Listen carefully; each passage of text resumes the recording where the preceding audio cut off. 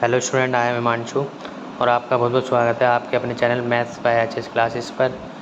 तो आज हम जैसे कि हम अपने चैनल पर डेली क्लास 10th और 12th के जो इम्पोर्टेंट चैप्टर्स हैं और उनके जो PYQs हैं, जो बोर्ड में आने के ज़्यादातर चांस होते हैं उनसे मिलते जुलते क्वेश्चंस, उनकी सीरीज़ लेकर आए हुए हैं कि उनको हम PYQ को कैसे सॉल्व करना है और इस टाइप क्वेश्चन आपको आगे बोर्ड में देखने को मिल सकते हैं। तो आज हमने एक क्वेश्चन पिक किया है क्लास 10th के लिए। चैप्टर का नाम है कोऑर्डिनेट ज्योमेट्री, क्लास 10th का चैप्टर नंबर 7 है ये। तो इसमें से एक क्वेश्चन है जो कि सेक्शन फार्मूला पे बेस है। ये क्वेश्चन बोर्ड में कई बार आया हुआ है और ये आगे भी आने के चांस हैं। तो सेक्शन फार्मूला पे जो सबसे बेस्ट क्वेश्चन है वो यही क्वेश्चन है और ये आपका कम से कम 3 मार्क का क्वेश्चन है। ठीक है, 3 नंबर का ये कम से कम बोर्ड एग्ज़ाम में आया तो आपको 3 मार्क्स ज़रूर मिलेंगे। क्वेश्चन पढ़ते हैं। क्वेश्चन हमारे पास क्या है, find the ratio in which the point 2, divide the line segment joining the point. तो हमारे पास एक लाइन सेगमेंट है जिसका नाम है ए और बी। तो जो बी के कोऑर्डिनेट हैं वो हैं 3, 7, जो के कोऑर्डिनेट हैं वो है -2, 2। ठीक है, एक पॉइंट है, पॉइंट बताने क्या है, हम उसको पी मान लेते हैं जिसके कोऑर्डिनेट हैं 2, y। ठीक है, आपको ये बताना है कि ये इस पॉइंट को किस रेशो में डिवाइड कर रहा है, ये इस लाइन को किस रेशो में डिवाइड कर रहे हैं। ठीक है, ये हमें बताना है। तो सबसे पहले हमारे पास यहाँ रेशो नहीं है तो रेशो को मैं लेट कर लेता हूँ। तो रेशो को लेट कर लिया m1 एंड m2। तो हमने उस रेशो को लेट कर लिया m1 और m2। कई जगह इसको k/1 भी लिखवाते हैं, उससे कोई दिक्कत नहीं होगी। हमने यहाँ पे अपनी तरफ से m1 और m2 लेट कर लिया। देखो, जब भी कोऑर्डिनेट ज्योमेट्री में आपका रेशो निकालने वाला क्वेश्चन आएगा तो मैं आपको सबसे आसान तरीका बता रहा हूँ। हमेशा जो कोऑर्डिनेट डिवाइड करता है ना, हम देखते हैं कि उस पॉइंट के हमें कौन से कोऑर्डिनेट की वैल्यू पता है।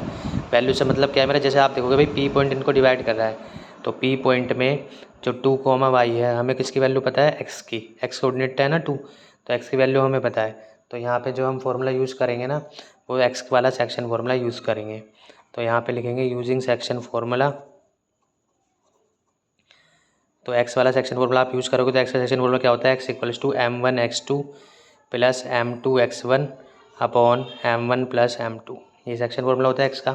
तो यहाँ पे x की वैल्यू 2 हो गई, m1 हमें निकालना है, इसको ऐसे रखेंगे, x2 हमारा हो गया 3, m2 को ऐसे रखेंगे, ये हमें फाइंड करना है, x1 हो गया -2 और नीचे m1 + m2 ऐसे।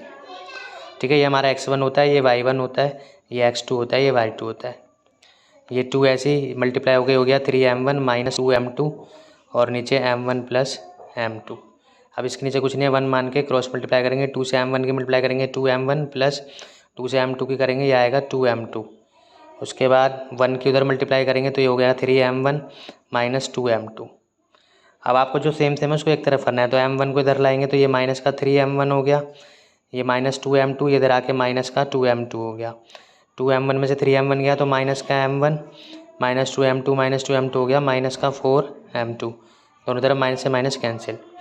जब भी कभी आपको रेशो पूछा जाएगा तो हमेशा m1 को ऊपर रखना है, m2 को नीचे रखना है। तो m2 इधर डिवाइड में आ जाएगा तो नीचे आ गया m2, ये आ गया 4। इसके नीचे कुछ नहीं है तो आप 1 मान सकते हो। जब आप इसको रेशो की फॉर्म में लिखोगे तो m1/m2 कितना आ जाएगा, 4/1। तो एक तो हमसे इसमें रेशो पूछा तो रेशो हमारा इजीली निकल गया। जब भी आपके पास रेशो का क्वेश्चन आए तो जो पॉइंट लाइन सेगमेंट को डिवाइड कर रहा है उसमें आपको देखना है कि आपको x और y दोनों में से किसका कोऑर्डिनेट की वैल्यू पता है। जिसकी वैल्यू आपको पता होगी हमेशा उसका ही सेक्शन फार्मूला यूज़ करेंगे। अगर दोनों ही वैल्यू आपको पता है तो दोनों में से कोई सा फार्मूला आप लगा सकते हो, वो आपकी भी चॉइस है। अब इस क्वेश्चन में हमसे एक बात और बोली थी कि भाई y की वैल्यू निकालो। तो y का कोऑर्डिनेट है तो y का सेक्शन फार्मूला क्या होता है, m1y2 + m2y1 upon m1 + m2। यहाँ से y निकल जाएगा, m1 हमारे पास आ गया 4, ये m1 हो गया, ये m2 हो गया। y2 हमारे पास कितना है, y2 हमारे पास है 7 प्लस ये m2 1 हो गया, ये हमारे पास है +2 और नीचे m1 + 2 यानी 4 + 1 तो 28 + 2 अपॉन 5 तो 30/5, 5 से कैंसिल तो 6। तो y की वैल्यू हमारे पास आ गई 6।